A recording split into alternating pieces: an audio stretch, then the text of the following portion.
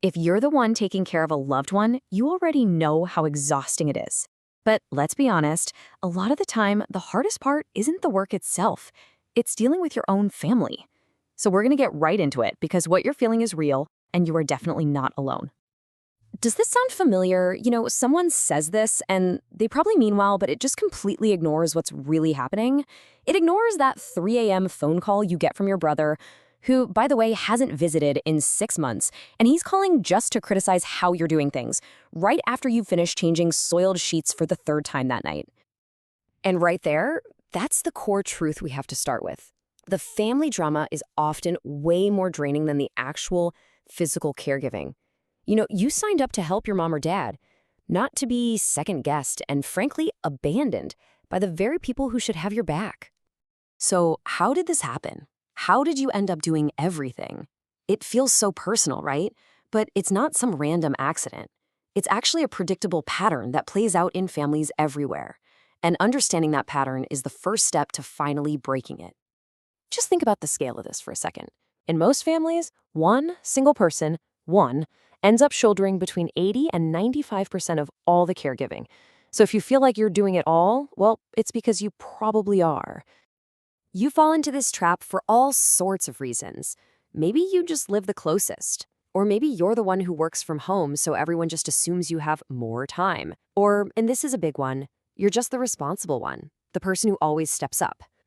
But here's the toxic thing that happens. Everyone else learns that if they just wait, you'll do it. You'll pick up the slack. And just like that, your own competence becomes your cage. Okay, so this whole system, it's built on specific, predictable behaviors. And to get back some control, you have to be able to see them for what they are. Giving these roles a name is an incredibly powerful first step. It stops them from feeling like personal attacks and turns them into patterns you can spot a mile away.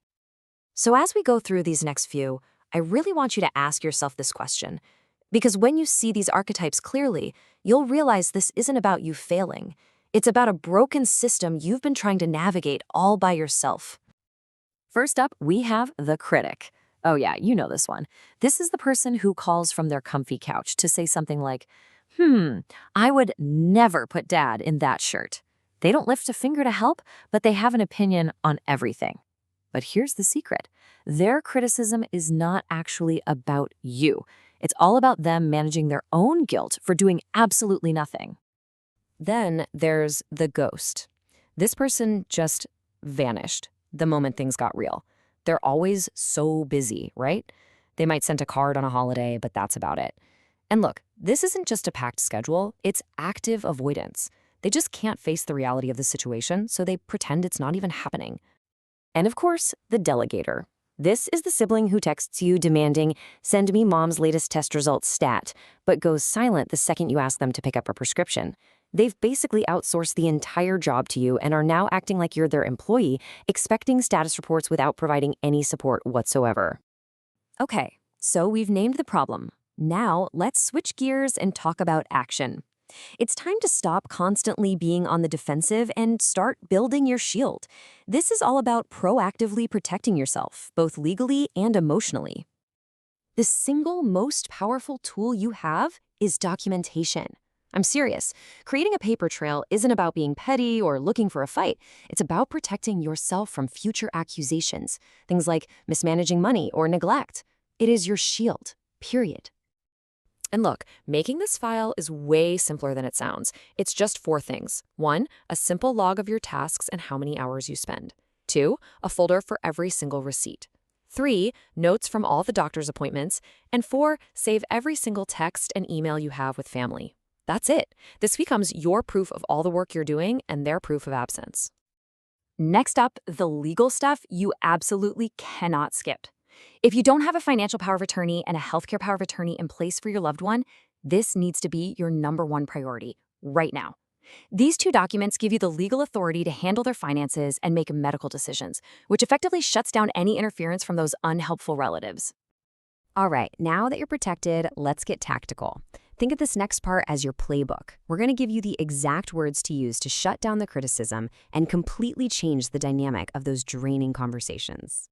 You know how you ask something vague like, "Can you help out more?" It's so easy for them to dodge. You get a totally meaningless, "Oh, yeah, sure, just let me know," and then crickets. You have to be specific. Use what I call the STAR method, a specific task, a clear time commitment, and a direct request. Can you take Dad to his 10 a.m. appointment next Thursday? See? That forces a direct yes or no. It leaves them no wiggle room. Now, for that critic we talked about, when they pop up with their unwanted advice, this is your go-to line. "Thanks for your input. I've got it handled." You say it calmly, with no anger. It does two things. It acknowledges their comment, which kind of disarms them, but it also firmly ends the conversation without opening the door for a big debate. And what about that sibling who suddenly thinks they're a doctor? Use this one. "That's what the doctor prescribed. You're welcome to call their office with your concerns." The beauty of this is that it shifts the argument off of you and onto a medical authority they're not going to challenge. Suddenly, their problem isn't with you anymore. It's with the doctor's office. Wow, we've covered a lot, from figuring out the problem to real tactical solutions. And I know you're exhausted. I get it. So for this last section, let's talk about the single most important person in this entire equation, you. This is about your right to survive this. I want you to look at this list, and I want you to really hear this. You are allowed to say no. You are allowed to demand real, specific help. You are absolutely allowed to set firm boundaries to protect your own mental health. And yes, you are allowed to step back if this role is destroying you. That is not being selfish. That is survival. So I'm going to leave you with this one question. Don't try to fix everything all at once. Just think, what is the one boundary, just one, that you can set today? Maybe it's deciding you're not going to answer the phone after 9 p.m. Maybe it's using one of the scripts we just talked about. What is one small thing you can do to take back a little piece of your sanity? Taking that first step is always the hardest. The strategies we've talked about today are just the beginning. To get the whole toolkit, I'm talking scripts for every toxic scenario imaginable, emergency plans for when you hit your breaking point, go to this website. This isn't just another guide. This is your essential next step. It's your resilience reset.